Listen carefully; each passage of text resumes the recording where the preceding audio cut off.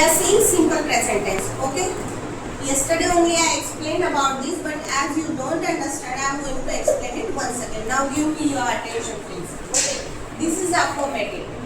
What does mean by affirmative? The positive sentence is called affirmative. म्हणजे ज्याच्यात होकार भरला आहे, है ना? जसं Sara likes to play tennis. साराला टेनिस आवडते. याच्यात काय होकारार्थी आहे की तिला आवडते. तर होकार आहे. जसं he plays tennis every day. You watch TV in the evening.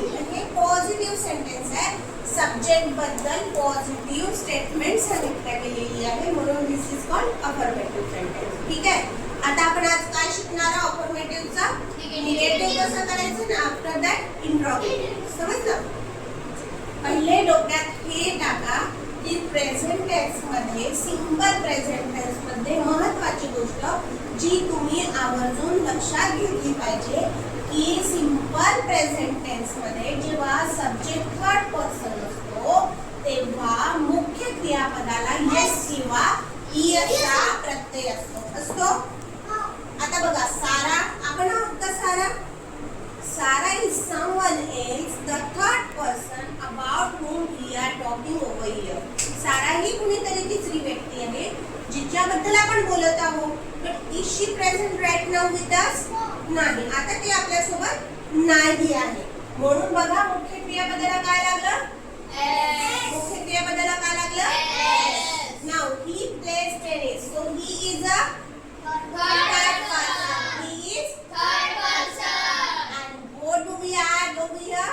Yes. Play is root verb. Play is root verb. And yes is added with this root verb because the subject over here is a third person. Do you understand? So now let me explain why I am telling you this rule, because this rule is going to work properly in this negative sentence of simple present tense. Simple present tense मध्ये हे खूप काम करणार आहे. का कसं काम करणार आहे? कारण जर थर्ड पर्सन असेल तर थर्ड पर्सन असलेल्या वाक्याचे निगेटिव्ह करताना हेल्पिंग वर्ब आपल्याला वेगळे वापरायचे, विशेष वापरायचे. मी सिंपल प्रेझेंट टेन्स मधले हेल्पिंग वर्ब तुम्हाला सांगितले होते. कोणते आहे? कोणते आहे? डू आणि डज. कोणते सांगितले होते?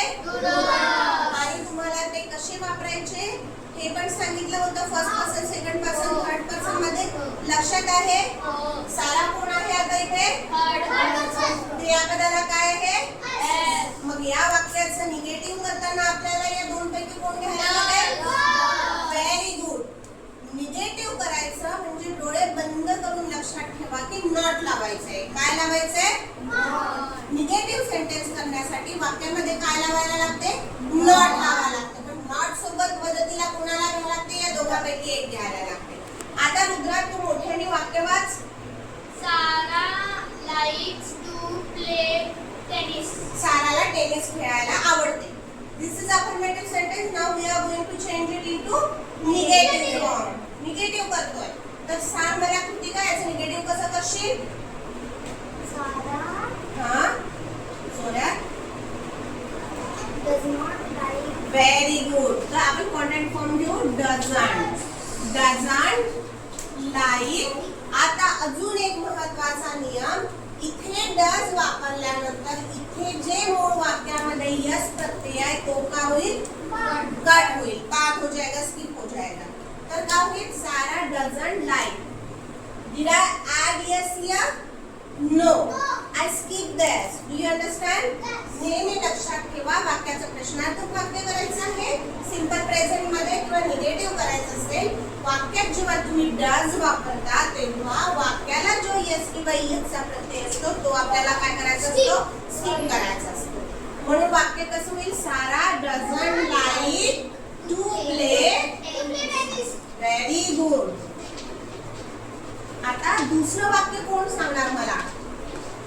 मला वाटते परिधीला सांगते. परिधी. He doesn't play tennis every day. Very good. He doesn't Play play tennis every day. Point. Simple present टेन्सचं वाक्य ओळखायचं कसं?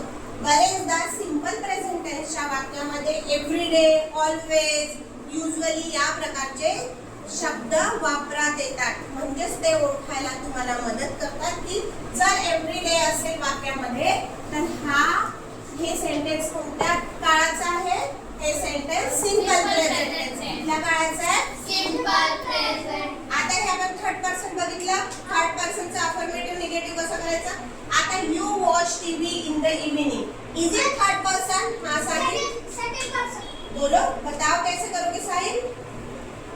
यू, You हाँ, you don't watch TV in the you don't watch. TV in the evening. Very good. In the evening. Very good. Atharva, अभी आप बताओगे my aunt likes cooking. My aunt doesn't like cooking. Very good. क्या होगा? My aunt doesn't doesn't like like. cooking. अभी मैंने यहाँ ES लिखा क्या? No. नो, मैंने कट किया ना? Yes. S कट किया. My aunt doesn't like cooking.